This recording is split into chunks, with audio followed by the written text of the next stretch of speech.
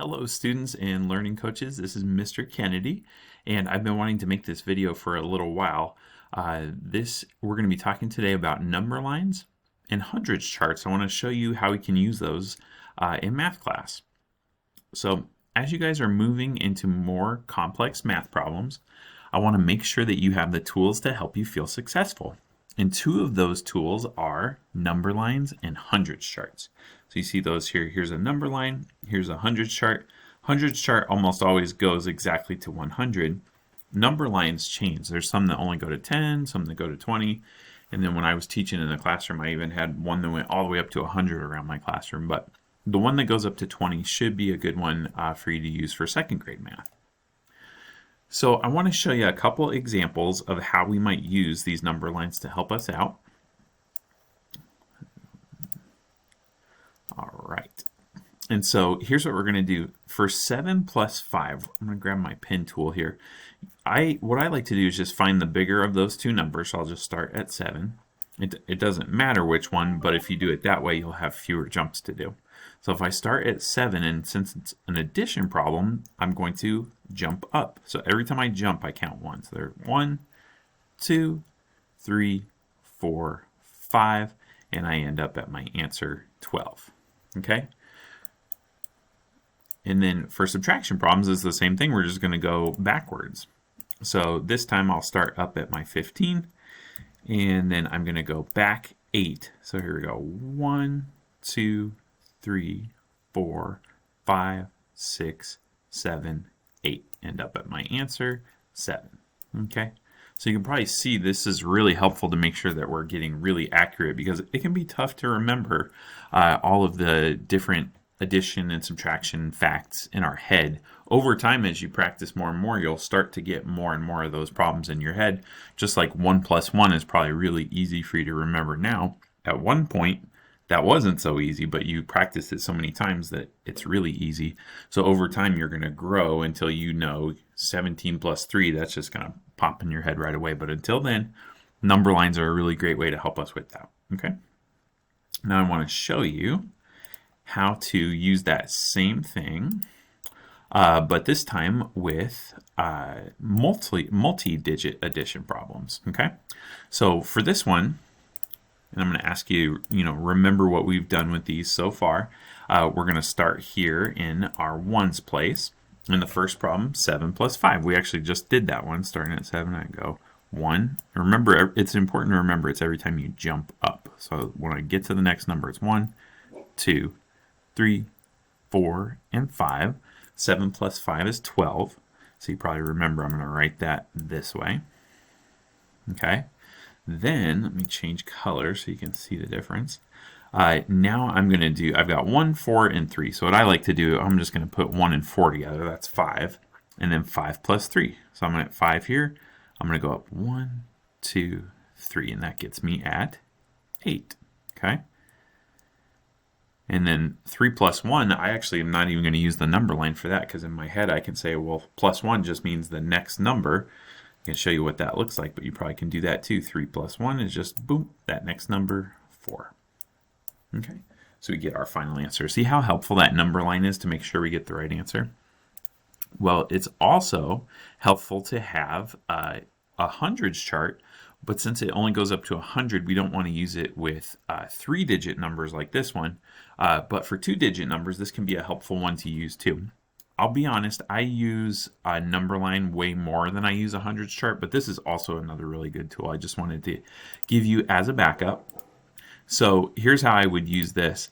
I've got here 56, 35, same thing. We're going to start here in the ones place with 6 plus. Actually, scratch that. I actually was starting to explain the wrong thing. Because it's a hundreds chart, I can just start with this large number here, 56, and count to 35. Okay? So look on the page, see if you can find 50s. It goes by 10s, 10, 20, 30, 40. 56 is right here. Now watch how I'm going to do this. I'm going to count up by 3 10s and then 5 1s. Okay? 3 10s and 5 1s. So to go by 10, you're just going to go hop down a box. Okay, so 56 plus 10 is 66.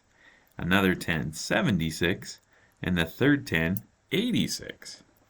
Okay, so I've now added 30 to 56.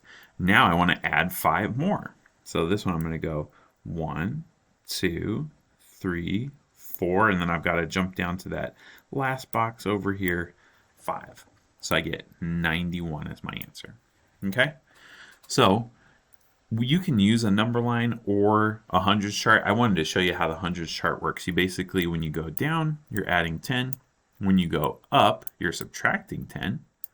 When you go to the right, you're adding by 1. And when you go to the left, you're subtracting by 1. Okay? All right.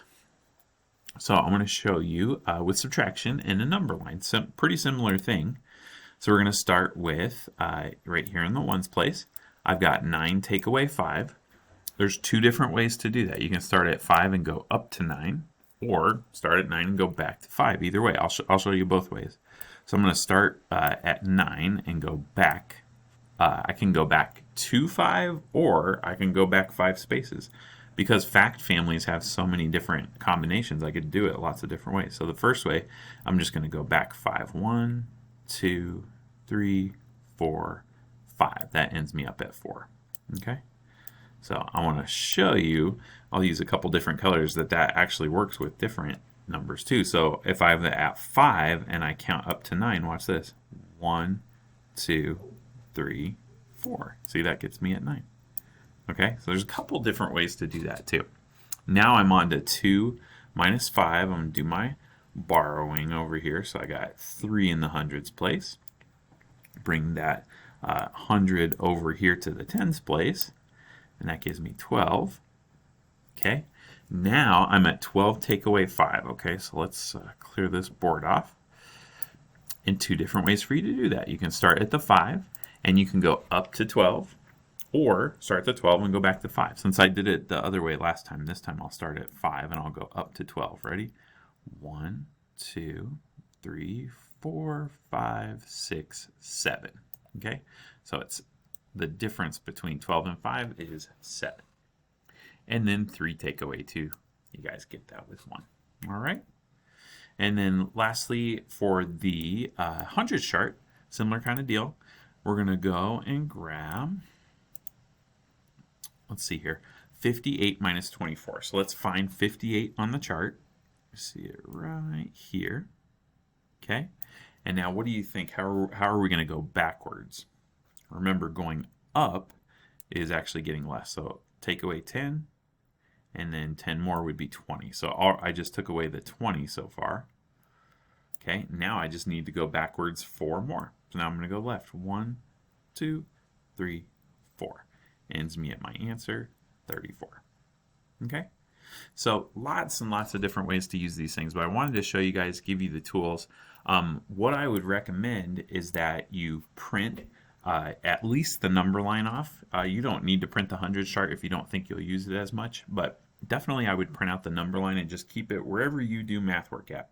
If you want to have one right in front of where you put your computer, and then one if you have a different place where you work on math problems, have those there and then use those. I used to tape them on the desks of my students, or even write on their math workbook, so when they were working with a partner or playing math games, they could just have that number line right there to help them out. So, and this is not just for kids who are struggling with math. This is for all of us, to make sure that we're being really fluent and accurate. Just like when we read, and we want to make sure we get all our letter sounds right, the vowel sounds, everything, and then we also want to make sure it's smooth and that things are going the way they're supposed to. That's what we do with math too. Okay, and like I was saying before, over time, you're going to start seeing some patterns. Like you'll say, oh, 6 plus 6, well, that's 12. I know that. That's a doubles fact.